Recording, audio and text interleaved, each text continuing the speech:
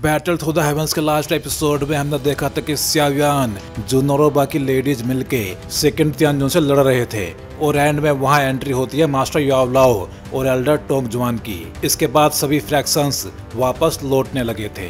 अब देखते हैं कहानी में आगे क्या होता है। अब सियावियान और बाकी सभी लोग फॉलिंग स्टार पैविलियन वापस पहुंच चुके थे, जहां फेंग जियान उन सभी को देख के बहुत ज्यादा खुश हो गए थे। फिर सियावियान फेंग जुनजी को बोधिसत्व सीड से भरा हुआ एक बॉक्स पकड़ाता है और उनको थैंक यू बोलता है। इतने सारे बोधिसत्व सीड्स को देख के फेंग जियान भी चौंक गए थे। वापस जाने के बाद भी सियावियान ने एकदम से बोधिसत्व हार्ट को रिफाइन करने की कोशिश नहीं की थी, क्योंकि वो पिछली बैटल में काफी ज्यादा थक गया था और वो रिट्रीट में जाने से पहले पूरी तरह से फ्रेश होना चाहता था। उधर हुयू और गुयू भी हू क्लैन वापस पहुंच चुके थे और उनको वहां पे खाली हाथ वापस आने की सजा मिल रही थी, वो भी हू तियानडी के हाथों। स्पेशली हुयू को तो टांग दिया गया था, क्योंकि वो हू क्लैन के अगले लीडर की रेस में था, लेकिन फिर भी खाली हाथ ही वापस आया था। जबकि गुयू को वापस हॉल ऑफ सोल्स भेज दिया गया था, ये बोल के कि सही टाइम का इंतजार करो और सियावियान को पकड़ के वापस लाओ। फिर कुछ दिन बाद वो दिन भी आया जब सियावियान डोवसेंग बनने के लिए रिट्रीट में जाने वाला था। तब मास्टर याओलाओ उसको बोधिसत्व पिल देते हैं, जो उन्होंने बोधिसत्व सीड से बनाई थी। वो देते हुए मास्टर याओलाओ उससे बोलते हैं, ये बोधिसत्व पिल सिर्फ 8 कलर्ड लाइटनिंग को ही अट्रैक्ट कर पाई है, लेकिन फिर भी ये पिल तुम्हें डोवजुन से बैनसेंग बनाने में हेल्प करेगी और फिर बोधिसत्व हार्ट को रिफाइन करके तुम डोवसेंग लेवल पे ब्रेक थ्रू करने की कोशिश कर सकते हो। सियावियान ने मास्टर याओलाओ के ओल्ड चेहरे को देखते हुए अपने दिल में कुछ अटक सी महसूस की। याओलाओ 15 दिन से गायब थे, क्योंकि वो सियावियान के लिए बोधिसत्व सीड को रिफाइन करने की जगह ढूंढने गए थे। सियावियान जानता था कि इस टायर की मेडिसिनल पिल को रिफाइन करने में सक्सेस के चांस बहुत कम होते थे। सियावियान समझता था कि याओलाओ की एबिलिटी इतनी थी कि वो इस बोधिसत्व पिल के लिए 9 कलर्ड पिल लाइटनिंग को अट्रैक्ट कर सकते थे, लेकिन याओलाओ के पास अब एक अच्छी हेवनली फ्लेम नहीं थी। अगर याओलाओ के पास अभी भी बोन चिलिंग फ्लेम होती तो 9 कलर्ड पिल लाइटनिंग को अट्रैक्ट करना बहुत आसान होता। याओलाओ ने अपने इस डिसाइपल के लिए चुपचाप बहुत कुछ किया था। Teacher, thank you. सियावियान ने जेट बॉक्स को अपनी बाहों में थाम लिया। उसने गहरी सांस ली और धीरे से थैंक यू बोला। टीचर और डिसाइपल के बीच ऐसी बातें कहने की जरूरत नहीं होती, याओलाओ ने सिर हिलाते हुए कहा। तुम अब आराम से रिट्रीट में चले जाओ। फॉलिंग स्टार पैविलियन और यैन अलायंस के मामलों को मुझ पे छोड़ दो, मैं उन्हें कुछ भी नहीं होने दूंगा। तुम्हारे लिए सबसे जरूरी बात है कि तुम जल्दी से डोवसेंग क्लास में एडवांस करो, वरना जब 3 साल बाद प्यूरिफाइंग डेमोनिक लोटस फ्लेम प्रकट होगी तो तुम्हारे पास उसे काबू करने की पावर नहीं होगी। वो हेवनली फ्लेम बहुत ही टेरिफाइंग है। सियावियान ने चुपचाप सिर हिला दिया। ये एक ऐसी चीज थी जो उसे पूरी तरह बदल सकती थी। अगर वो इसे पार कर गया तो वो सच में कॉन्टिनेंट के पीक एक्सपर्ट्स में शामिल हो जाएगा, लेकिन अगर असफल हुआ तो वो सिर्फ एक अपर टायर एक्सपर्ट बन के रह जाएगा। ऐसी पावर से वो हू क्लैन की ग्रेटनेस का सामना नहीं कर पाएगा। इसके अलावा सियावियान पिछले 10 सालों से प्यूरिफाइंग डेमोनिक लोटस फ्लेम के पीछे भाग रहा था। अब उसके लिए पीछे हटना इम्पॉसिबल था। अब ये फ्लेम तय करेगी कि वो हू क्लैन से फाइट कर सकता है या नहीं, इसलिए उसे हर कीमत पे प्यूरिफाइंग डेमोनिक लोटस फ्लेम हासिल करनी ही होगी। अब तुम आराम से रिट्रीट करो। काइलिन, लिटिल फेरी डॉक्टर और चिंगलिन की पावर बढ़ाने का काम मुझ पे छोड़ दो। वो सभी कमाल की लेडीज हैं, उन्हें बस सही अपॉर्चुनिटी मिल जाए तो उनकी स्ट्रेंथ बहुत जल्दी बढ़ जाएगी। जब तुम रिट्रीट से बाहर आओगे तो वो तुम्हारे लिए बोझ नहीं बनेगी। याओलाओ ने सियावियान के कंधे पर हाथ रखा और फिर मुड़ गए। काइलिन, लिटिल फेरी डॉक्टर और चिंगलिन सब वहीं पे मौजूद थी, लेकिन उन्होंने टीचर और डिसाइपल की बातचीत में बाधा नहीं डाली। फिर सियावियान कुछ पल झिझका, फिर उसने अपनी स्टोरेज रिंग से एक जेट बोतल बाहर निकाली। बोतल के मुंह के चारों ओर फ्लेम की एक पतली परत थी और उसके अंदर एक कमजोर सोल की उपस्थिति सेंस की जा सकती थी। टीचर, ये हैन फेंग की सोल है, अब इसे आप ही संभालिए। सियावियान ने वो जेट बोतल अपने टीचर को सौंपते हुए धीरे से कहा। याओलाओ का चेहरा ये सुन के थोड़ा शोक में भर गया। उनकी आंखों के इमोशंस चेंज हो गए।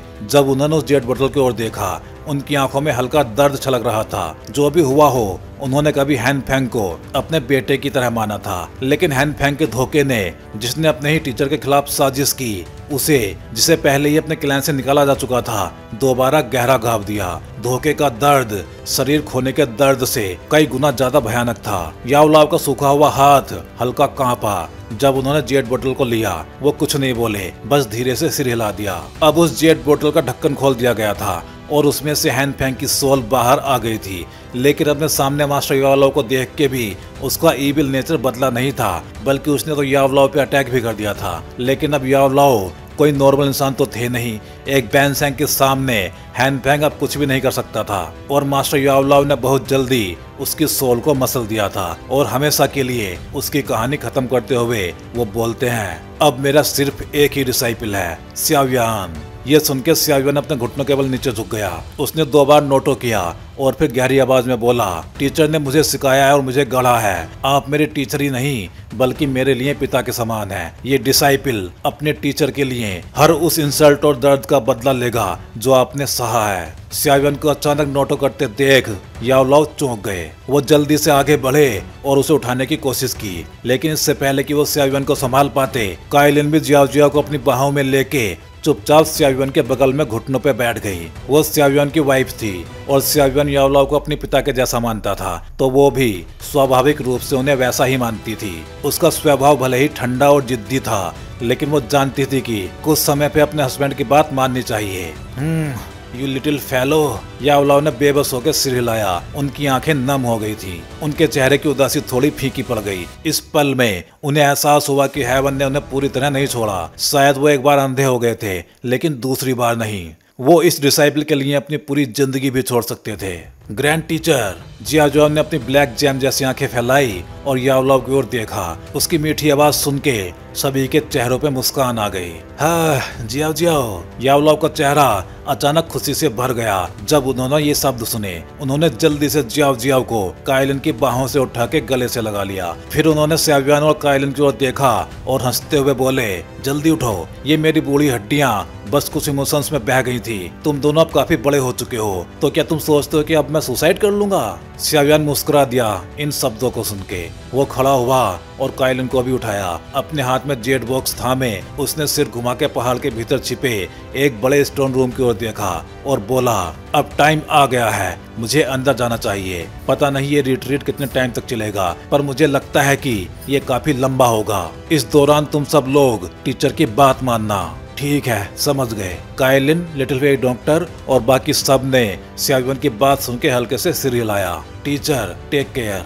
स्याव्यान ने गहरी सांस ली।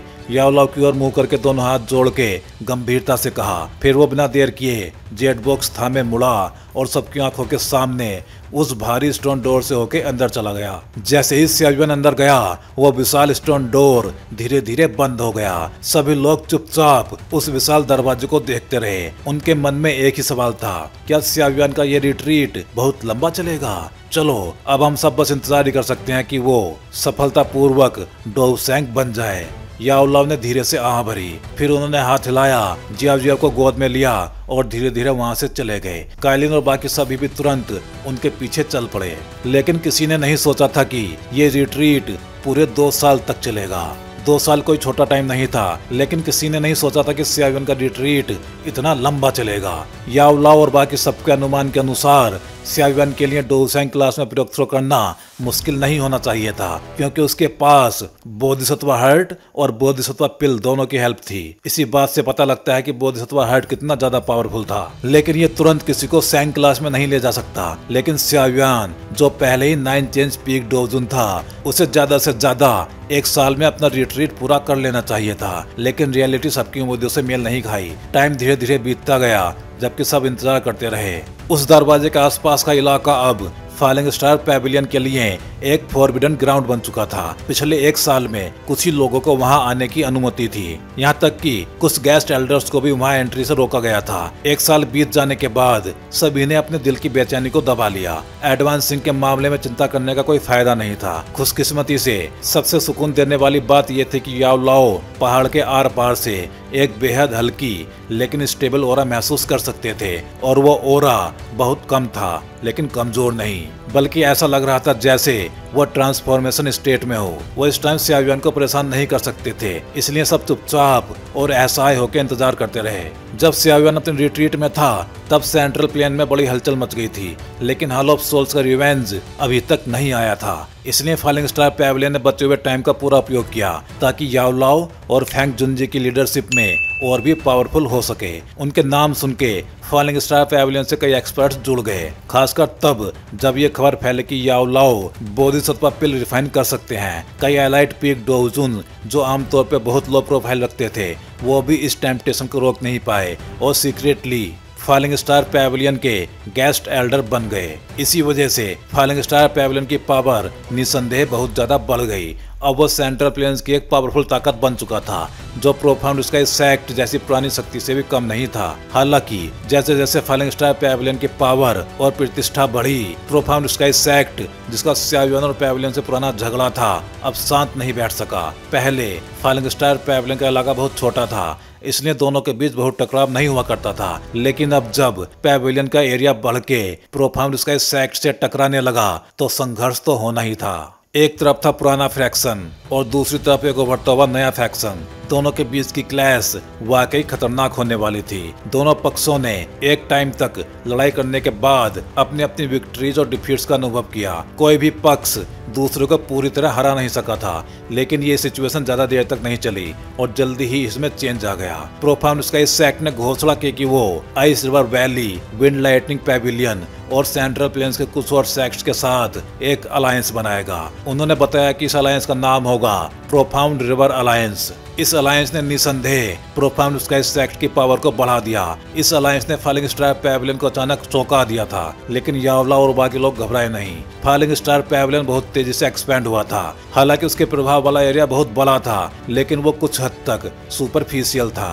फॉलिंग स्टार पैविलियन ने अपनी शक्ति के बल पे profound sky sect, ice river valley और बाकी फ्रैक्शन के अलायंस से मुकाबला किया, जो कि सेंट्रल प्लेन में बेहद रेयर था। प्रोफाउंड रिवर अलायंस इससे काफी निराश था। हालांकि उन्होंने कुछ एरियाज पे कब्जा कर लिया था, लेकिन ऐसा लग रहा था कि उन्होंने खुद ही फॉलिंग स्टार पैविलियन का प्रचार कर दिया हो। सेंट्रल प्लेन्स कुछ टाइम के लिए शांत हो गया, लेकिन ये शांति ज्यादा देर तक नहीं रही, क्योंकि एक मिस्टीरियस जगह से आई जानकारी ने एक बड़ा स्टॉर्म खड़ा कर दिया।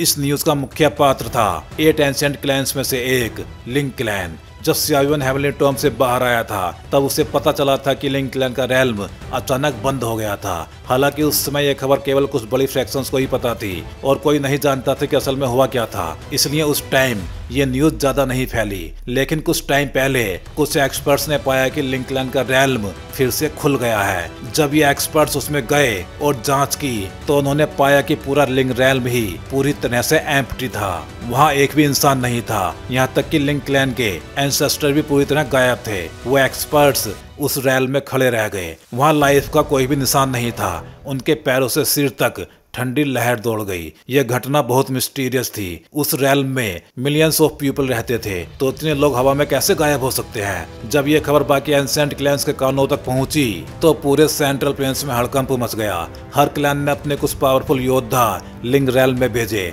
लेकिन चाहे जितनी भी खोज की गई, उन्हें लिंग क्लैन का एक भी बंदा नहीं मिला। ऐसा लग रहा था मानो जब उनका रेल्म सील हुआ, उसी पल पूरा लिंग क्लैन अस्तित्व से मिट गया। लिंग क्लैन भी 8 एंशिएंट क्लैंस में से एक था। हालांकि वो धीरे धीरे डिक्लाइन हो रहा था, लेकिन फिर भी ये तो पता ही था कि यहाँ तक कि एक डाइंग एंशिएंट फ्रैक्शन भी एक नॉर्मल फ्रैक्शन से कहीं ज्यादा पावरफुल होता है। भले ही वो डिक्लाइन हो चुके हों, वो फिर भी सुपर फ्रैक्शंस में गिने जाते थे।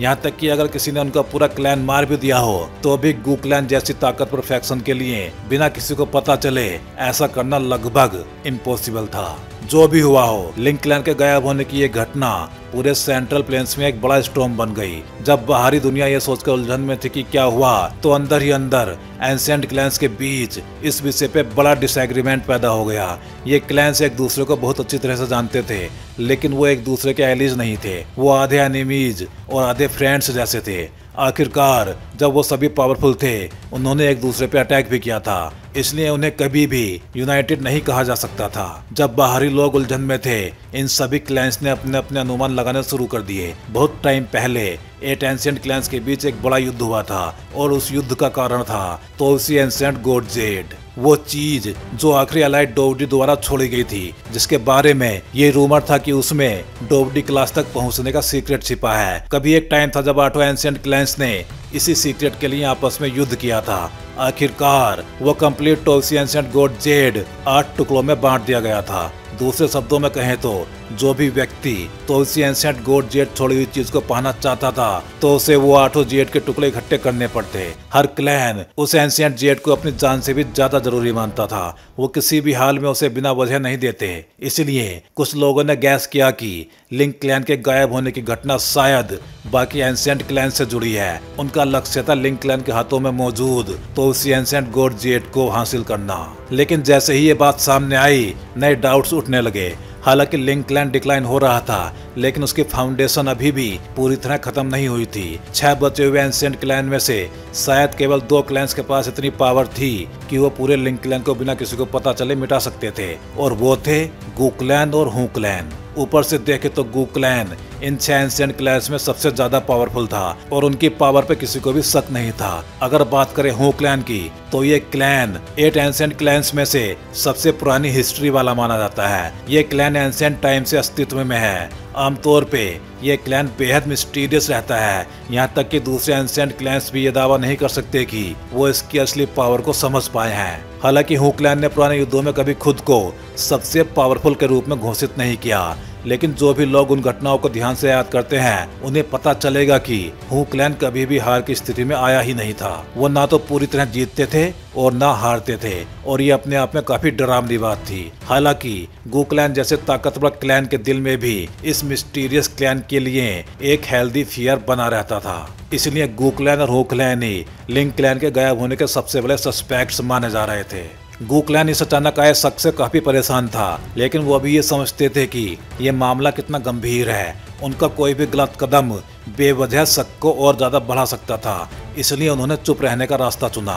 वहीं दूसरी ओर हू क्लैन ने हमेशा की तरह इस मामले को पूरी तरह नजरअंदाज कर दिया। वो जो चाहे करते रहे, उन्हें एलिस की कोई जरूरत नहीं थी और न ही उन्हें इस बात की परवाह थी कि बाकी लोग उनके बारे में क्या सोचते हैं। इस तरह लिंक क्लैन का मामला धीरे धीरे दब गया। दोनों पक्ष चुप रहे और 6 एंशिएंट क्लैन्स के बीच कोई बड़ा युद्ध नहीं हुआ। टाइम के साथ ये घटना लोगों के मन से मिटती चली गई, लेकिन कुछ लोग जानते थे कि 6 एंशिएंट क्लैन्स के बीच एक दरार पैदा हो चुकी थी। हर क्लैन अब एक दूसरे से ज्यादा सतर्क था। लिंक क्लैन का मामला सेंट्रल प्लेन्स में बहुत बड़ी हलचल का कारण बना था, लेकिन एंशिएंट क्लैन्स आमतौर पे लो प्रोफाइल रखते थे, इसीलिए ये हलचल आधे साल तक चली और फिर धीरे धीरे खत्म हो गई।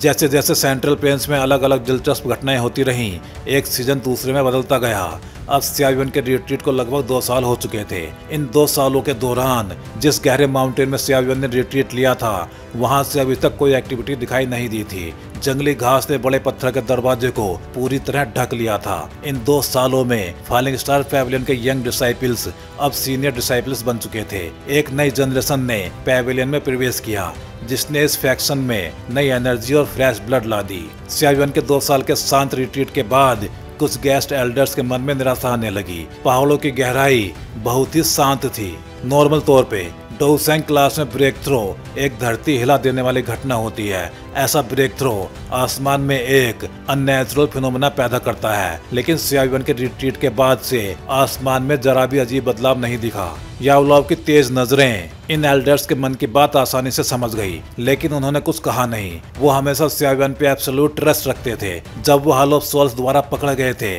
तब सियावियन ने अपनी खुद की पावर पे भरोसा करके सेंट्रल प्लेन्स तक सफर किया और उन्हें हॉल ऑफ सोल्स के हाथों से आजाद कराया था। उस वक्त सियावियन के पास जो भी था वो सिर्फ उसकी अपनी पावर थी। उस दिन के बाद से यावलॉव समझ गए थे कि वो लिटिल ईगल, जो अब तक उनके प्रोटेक्शन की छाया में छिपा रहता था, अब अपने पंख फैला चुका है और आसमान में उड़ चुका है। ये कॉन्टिनेंट जो मिस्टीरियस और अद्भुत था, आखिरकार उसी के लिए बना एक स्टेज था, और इस बात पे यावलॉव को तनिक भी शक नहीं था। यावलॉव दूर से एक लाइट रे अचानक उनकी ओर दौड़ती हुई आई। उस रोशनी से एक सुंदर और नाजुक सी फिगर निकली। वो थी काइलिन। पिछले 2 सालों से वो ज्यादातर टाइम फॉलिंग स्टार पैविलियन में ही रही थी। यावलॉव ने उसकी मदद के लिए अलग अलग तरह की मेडिसिनल पिल्स रिफाइन की थी और फॉलिंग स्टार पैविलियन को एक्टिवेट करके कई नेचुरल ट्रेजर्स की खोज भी करवाई थी। इन्हीं सब के कारण काइलिन की स्ट्रेंथ 8 स्टार डोवजुन से बढ़ के सीधे पीक डोवजुन क्लास तक पहुंच गई थी। ऐसी ग्रोथ को तेज माना जा सकता है,